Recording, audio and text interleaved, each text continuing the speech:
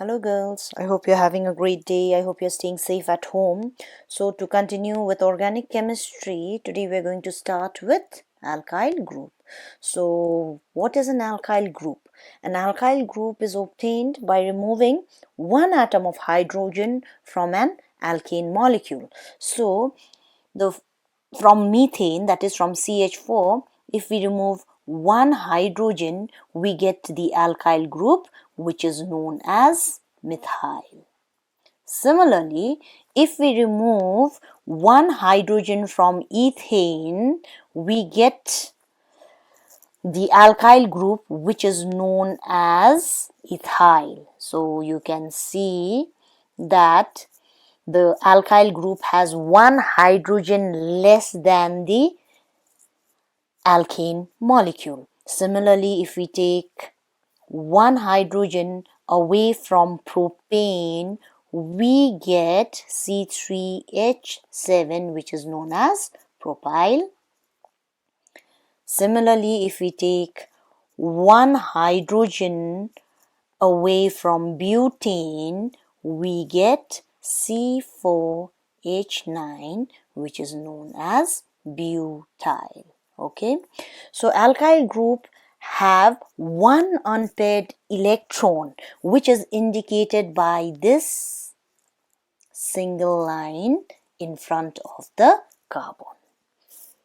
So now moving on to functional group. So functional group is an atom or a group of atoms joined in a specific manner which gives the characteristic chemical properties to the organic compounds, like we have the hydroxyl group, the aldehyde group, and the carboxylic group. Now alkanes do not have any functional group. Now you know it is a saturated hydrocarbon, so there is no extra electron to which the functional group can get attached. And in alkenes, the functional group is the double covalent bond. Okay, and in case of alkynes, it is the triple covalent bond. Now, characteristic of functional group: the chemical properties of compounds containing the same functional group are same. So, the compounds of the same functional groups can be identified using the same type of tests. The physical and chemical properties of compounds of different functional groups naturally must be different, so they are different. And then there exists a homologous series of compounds containing a particular type of functional group. For example, there is a homologous series of alcohols, like you have methyl alcohol, then you have ethyl alcohol, and so on. Some common functional groups are halide, hydroxyl, aldehyde, carboxyl, keto, and ether. Okay. Now, when we talk about halides, you know we are talking about the halogen group which is attached to an alkyl group. R here represents an alkyl group and X is the halogen which is attached to the halide. Okay, and they are also known as haloalkanes. The suffix given to it is ane. So we have CH3Cl, which is also known as chloromethane or methyl chloride, and C2H5Cl, which is ethyl chloride or chloroethane, ANE. Next is hydroxyl, that is OH group is attached to an alkyl group. Okay, and the suffix given to it is ol, that is alcohols. Okay, and then we have CH3OH and C2H5OH, methyl alcohol, OL, and ethyl alcohol. Okay, which can also be called methanol and ethanol, OL. Next aldehyde, okay, the alkyl group with a single bond is attached to a carbon, and a hydrogen is also attached by means of a single bond, and oxygen is attached by means of a double bond, and the suffix given to it is al. Okay, so we have HCHO, which is methanal, and CH3CHO, which is ethanal. Okay, next, moving on to carboxyl, that is COOH. It is the methyl group is attached by a single bond to a carbon, and oxygen is attached to the carbon by means of a double bond, and another oxygen is attached to the carbon by a single bond. Okay, and hydrogen is attached to the oxygen by means of a single bond, and the suffix given to it is OIC acid, oic acid. Okay, so here we have CH3COOH. You know, it is acetic acid, also known as ethanoic acid. Now, why ethanoic? You know, 1 2 carbon and 3 plus 1 for hydrogen. Okay, and then we have CH3CH2COOH, which is propanoic acid. The next functional group is the keto functional group.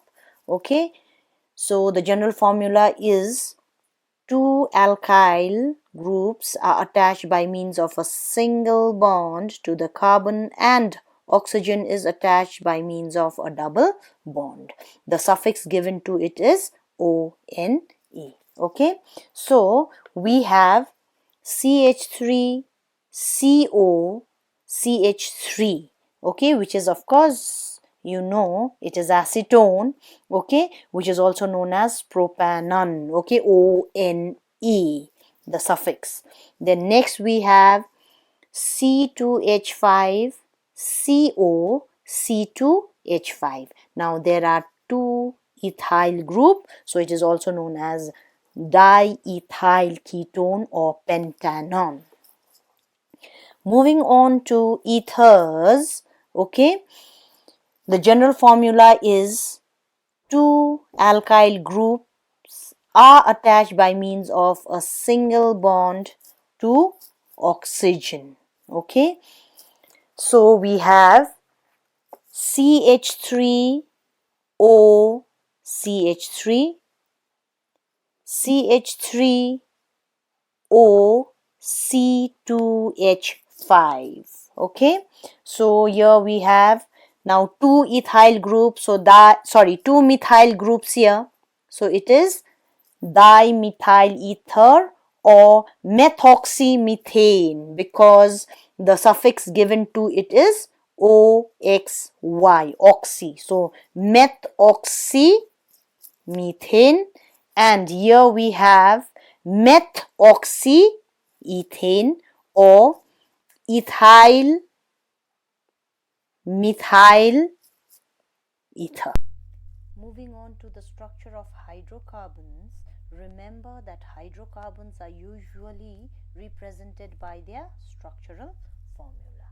So when we talk about structural formula, we are talking about a formula that shows how many atoms of different elements are linked together in a molecule. So that is known as structural formula.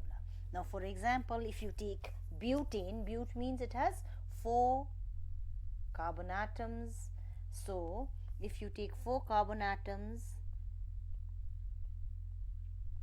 4, okay, and of course each carbon atom has 4 electrons in its outermost orbit. So here, all around here, you will find hydrogen linked to the carbon atom. So if you count the number of hydrogen which is linked to the 4 carbon atoms, you will find all around 1 2 3 4 5 6 7 8 9 10. So that is the structural formula of butane. Now in some cases what happens is molecules having very large structural formula, to write down the structural formula, it's very difficult. So we represent it by abbreviated formula. Now for example, if we take the abbreviated formula of butane, so here what do we have? CH3, okay, then CH2, again CH2, and then we have CH3. So this is the abbreviated formula of butane. And when we talk about a carbon skeleton, we are talking about the structure which shows the linking of carbon atoms only. That means if there are 4 carbon atoms, if it is 5 or 6, so this is your carbon skeleton. So this is all for today, children. In the next class, we'll be discussing other topics on organic chemistry. Till then, stay safe, have a nice day, and God bless you.